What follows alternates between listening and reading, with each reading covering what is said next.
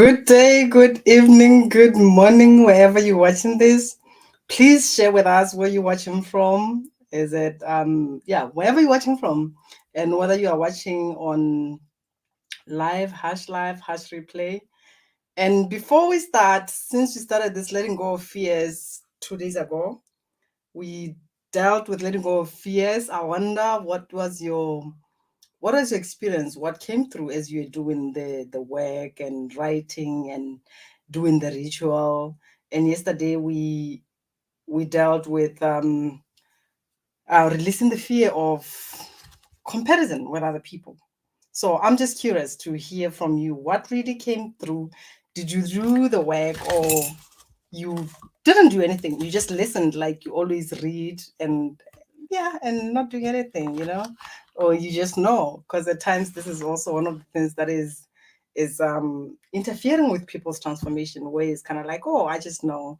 And it's different when you know and you are not being it, because transformation happens when you are being it. So yeah, welcome to today's letting go, which is letting go of fixing others. That's what we're going to talk about today, letting go of fixing others. And this is a huge one. This is a huge one for, sorry, I'm trying to show up to to go live in another whatever in another app. This is why I'm kind of like distracted a bit, so just bear with me for a few seconds and we're going to be doing this. Yes, now I am on. Yes, now I have all your attention. Letting go of fixing others.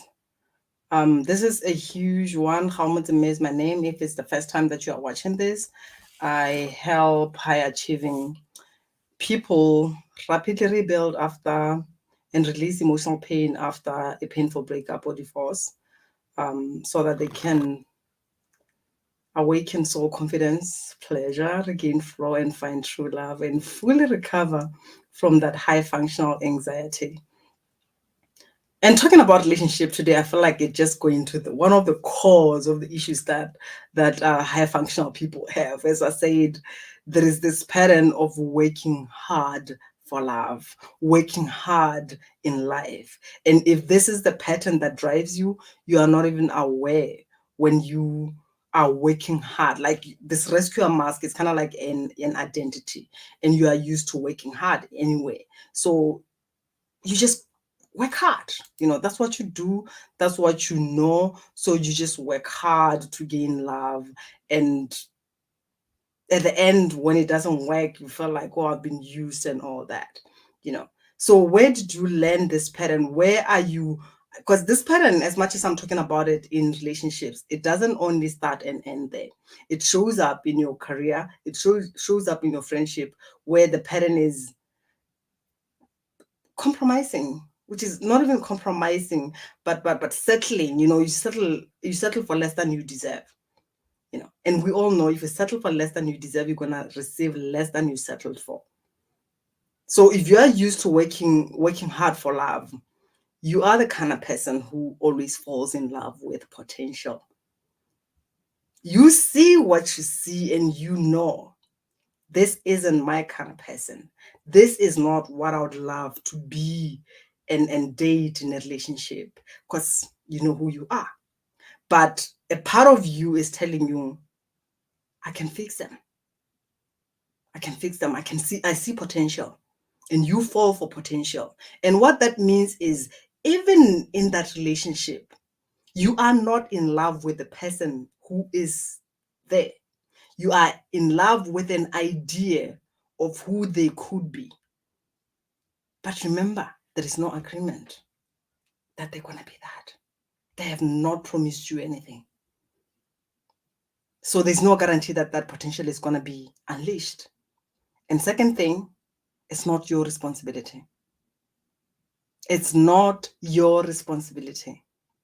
And let's also not forget that when people get to heal, it's not your story, it's their agreement with that soul path, whatever they have chosen to experience in this lifetime, and when it's gonna happen, it's not based on you or on what you want from them. And I always say this rescuer mask, on the surface, it might seem like you're a nice person. You can really, yeah, you're patient, you can tolerate a lot and all that. And yeah, you get this compliments. But when you look at the underlying need, it's not about being nice. There is something that you are hoping to get at the end. You understand? And if you don't get it, you're gonna get pissed off, frustrated, heartbroken, not heartbroken because we get heartbroken, but this one is kind of like I've given my all. And this is the pattern that I often find that people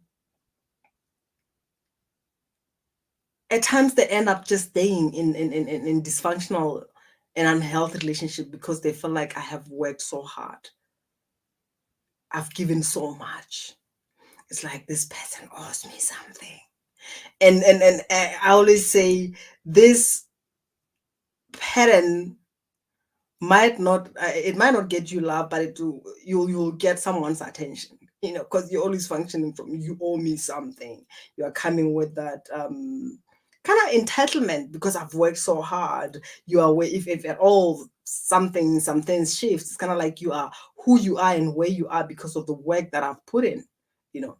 But you didn't know, you were not clear with the conditions to say, I'm gonna be here and suck it up, and these are the agreements. Your life is my life. I'm going to control it. And this pattern of not feeling worthy of love as well.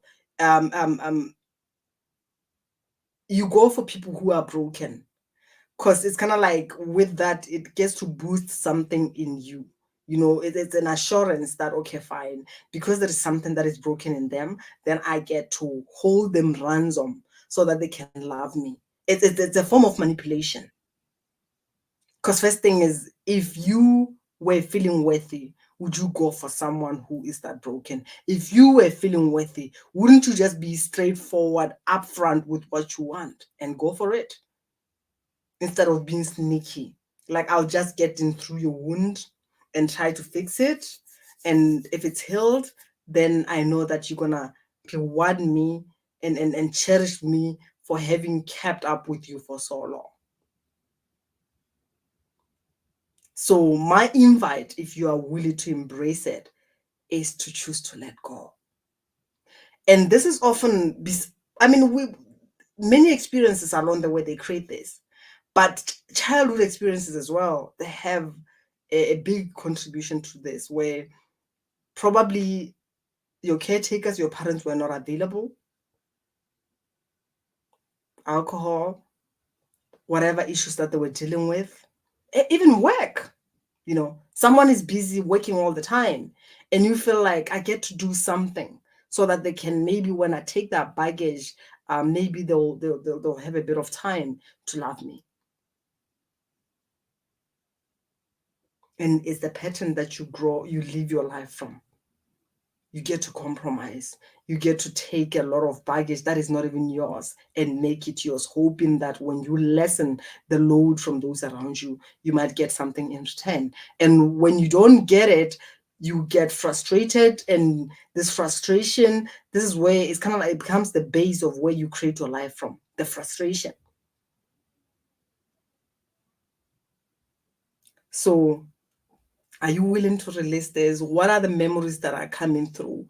When did you learn that you have to work hard for love? When did you learn that fixing people is gonna give you something in return? Because it doesn't give you anything. The rescuer mask has to go and you get to be the authentic self that you are, where you get to show up and be clear with what you want. Because if you are clear with what you want, you get to say no to that which you do not want.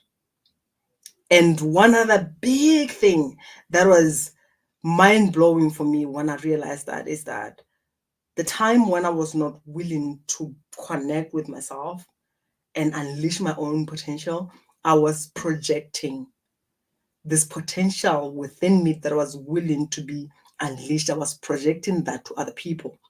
It kind of kept me busy not to unleash my own. And I was getting frustrated with them not unleashing their potential. Yet, the potential that wanted to be unleashed, it was my inner calling. It was my soul saying there is more in you. But I was busy telling other people there is more in you. And I was projecting this. They do not accept me for who I am. Yet I was not accepting who they were. I was embracing and falling in love with an aspect of them that does not exist in the now moment, which is not even my issue.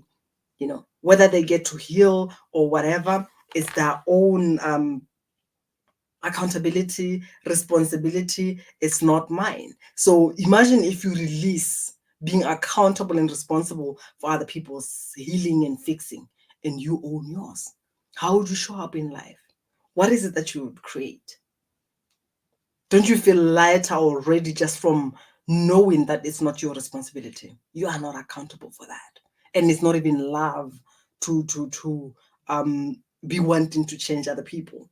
Because first thing, there is something in you that is making wrong of their existence. You are judging who they are.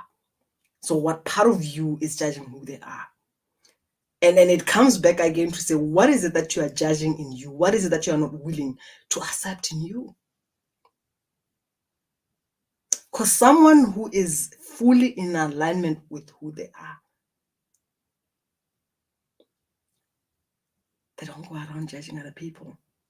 The moment you see yourself being in judgment, you are not in alignment with your magnificence. You are not in alignment with your greatness. You are not fulfilled in life. So you kind of like, because you are not happy with something, you're trying to find something to be unhappy about, something to pick up on somebody.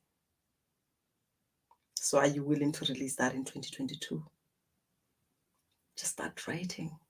This week we are writing, and then you pen it and let us know what memory came through and how did it feel to just put it on paper and pen it. I love you. And if you feel overwhelmed and you feel like you want to have a conversation, you want to have some more clarity, you want to live 2023, not being limited by this pattern of fixing other people, let's have a conversation.